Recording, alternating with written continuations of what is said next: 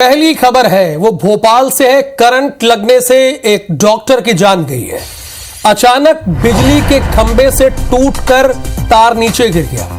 तार की चपेट में आने से डॉक्टर की मौत हो गई और वहां खड़े दो और लोग झुलस गए। उन्हें हॉस्पिटल में एडमिट कराया गया। अशोका गार्डन इलाके की घटना है।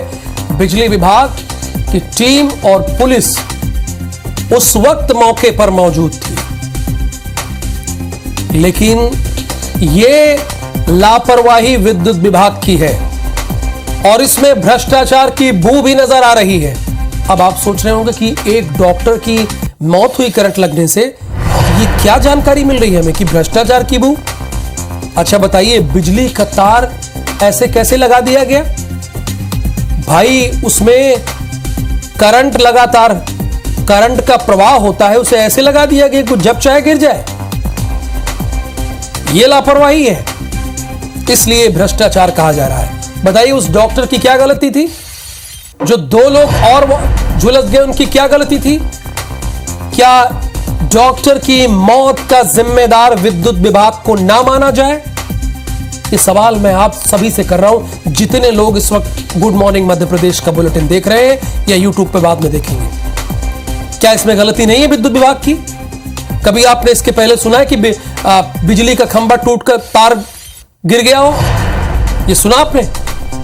लेकिन ये लापरवाही हुई है और वो भी भोपाल में हुई है। दुष्यंत हमारे साथ जुड़े हुए हैं, भोपाल से हमारे संवाददाता है।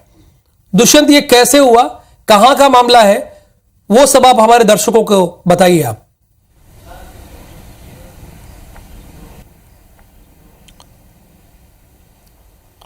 बिल्कुल, देखिए अशोका गार्डन थाना इलाके का ये पूरा मामला है और जिस तरीके से जब ये तार टूटकर सड़क पर गिरी तो उसके बाद उसमें एक डॉक्टर की मौत हो गई उसके झुलसने के चलते, वहीं दो लोग घायल हो गए।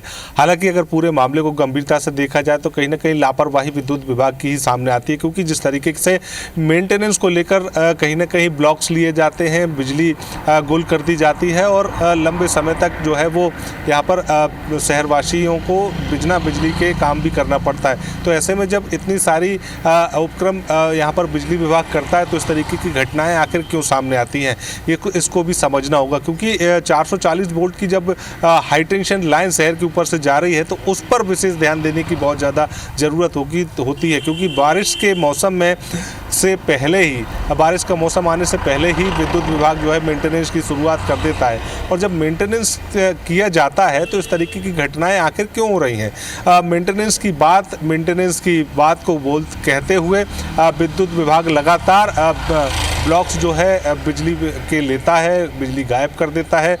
6-6 घंटे बिजली गायब रहती है, मेंटेनेंस भी किया जाता है। लेकिन अगर मेंटेनेंस किया जा रहा है तो फिर आखिर ये बिजली के तार टूटकर लोगों पर क्यों गिर रहे हैं और लोगों की मौत क्यों हो रही है? तो इसका लापरवाही कहीं ना कहीं सीधे तौर पर बिजली विभाग की ही सामने आती है। और जब हाई टेंशन लाइन टूटकर गिरी उसके दौरान जब इसकी शिकायत भी की गई तो उस पर किस तरीके से कार्रवाई की गई, उस पर भी विशेष ध्यान देने की ज़रूरत है। ऐसे में अगर कार्रवाइयाँ नहीं की जाती हैं और ऐसे ही लापरवाही लगातार चलती रहती है तो कहीं ना कहीं लोगों को इससे जीवन से हाथ धोना पड़ता है और इसका सीधे तौर पर खामियाजा भी आम जनता को ही भुगतना पड़ता है। तो इस बात को समझना होगा और बिजली विभाग को इसकी जिम्मेदारी भी लेनी होगी, क्योंकि लापरवाही ये बिजली विभाग और बिजली विभाग के कर्मचारियों की ही है। क्योंकि जिस तरीके से लगातार बात तो कही जाती है, दावे किए जाते हैं कि हर संभव तरीके से बिजली के तारों का, बिजली के खंभों का लगातार मेंटेनेंस किया जा रहा है अलग अलग इलाकों। अभी 1000 रुपए किसी का बकाया हो ना